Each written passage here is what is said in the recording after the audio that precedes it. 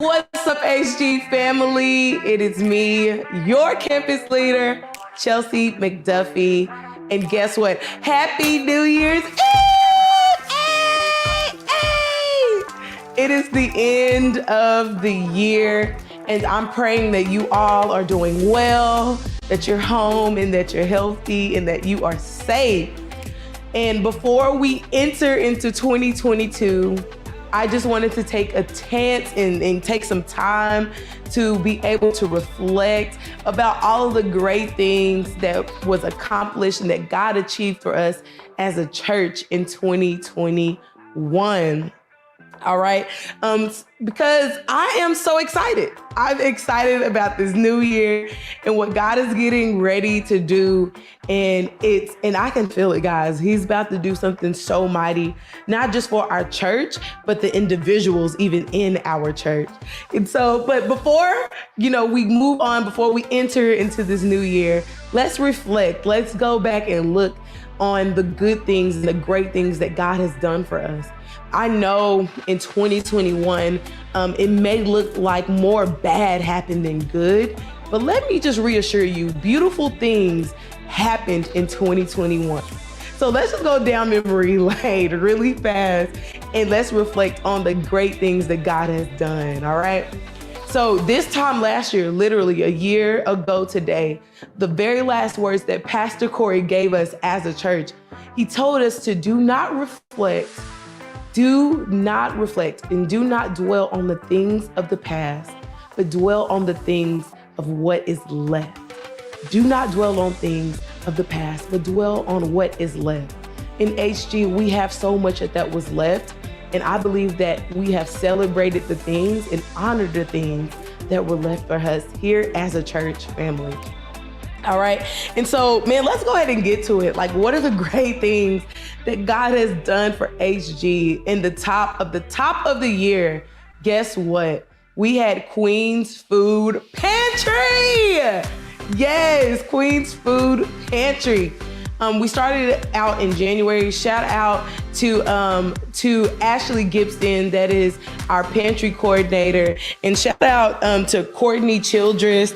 I want to shout out Sister Granny. We call her Granny Margaret. Okay, we're a church family. Granny Margaret, Sister Marilyn McDade. Those are just a few people who really helped and highlighted our food pantry.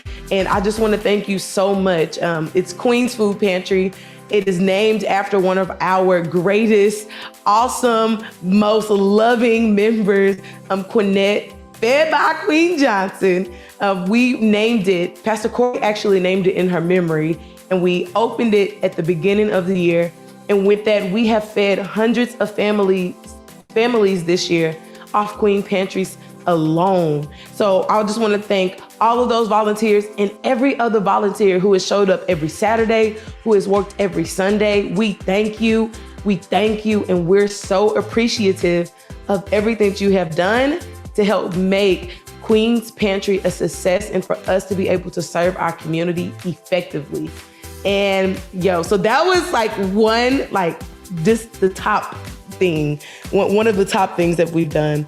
In February last year, we had our Vision Sunday.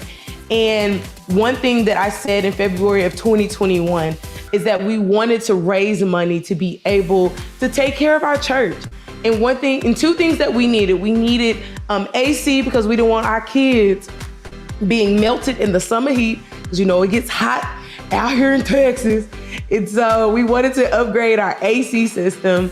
And guess what? Not only did we upgrade, but we were able to get new AC units so our kids could be feeling good in the summer and not be melted in the back. But we were able to get new AC units. And not only that, we were able to update our security system. That was the two things that we wanted to pledge and raise money for.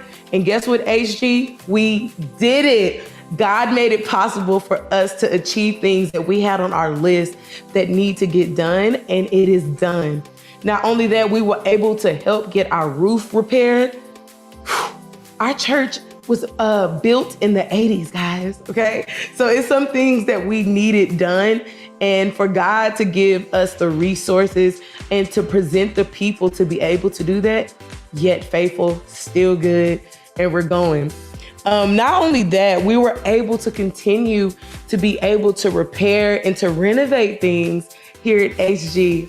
If you see me now, we are in like a studious type of part in the church where we can have a place where we can record and do recordings. Now that we're in the new space in 2021 of recordings and things like that. And not only that, we do have a new breastfeeding room for women who are breastfeeding their child or small children who want to come to church. But they need that area. So we have a new place that's renovated for you to come and still bring your small child and be able to breastfeed and hear the word and still be engaged with church. Yes, we at HG. I need y'all to know that we're doing this thing. 2021 ain't stopped nothing, okay? Nothing, all right?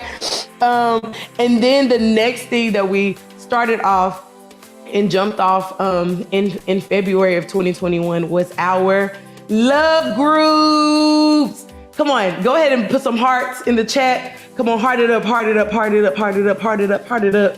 All right, we started our love groups, our HG love groups, okay? We wanted to love like Corey pretty much all year and even for the years to come. But these are the groups that we did to be able to have connections, conversations, and community with people outside of the Sunday experience. So our HG love groups, we started a year ago with one, and then now we have grew to five love groups. And I'm so happy and so excited because what God is gonna do in the new year for those groups is even more amazing. But we were able, let me tell you, people have joined and people have connected with our church through these groups first and then became members. Because sometimes it's not only the Sunday experience that people need love, people need connections even outside. And so that's what it's about. And so I just want to shout out our love group. We've killed it. We've done an amazing job this year. So for those of you who haven't signed up for a love group, it's not too late. Next year, we're getting it popping. We're getting it started. So go ahead and get ready for that. All right. And then again, HG, we have really been doing a lot and giving a lot. And a lot of the times we have not put it out there, the things that we have achieved and the things that we have done, the things that we have provided for people. And, we didn't really put it in pictures or in videos, but I still wanted to address those things so you can know that what we're doing, we're making a difference here in our communities, in the surrounding communities. One thing that we did is that we partnered with your CarX group. Okay, we partnered with this amazing company, your CarX, and we were able to donate a car. Okay, donate a car. No, they didn't have to pay anything. They didn't have to get a car note. We gave a car away to a person in need. And so shout out to your CarX and then HG for partnering together to come to be able to give to a person that was in need of a car. And guess what? We have that coming up next year as well. So don't be sleep. Don't sleep. Don't sleep. Okay, HG, we still blessed and we in a blessing business.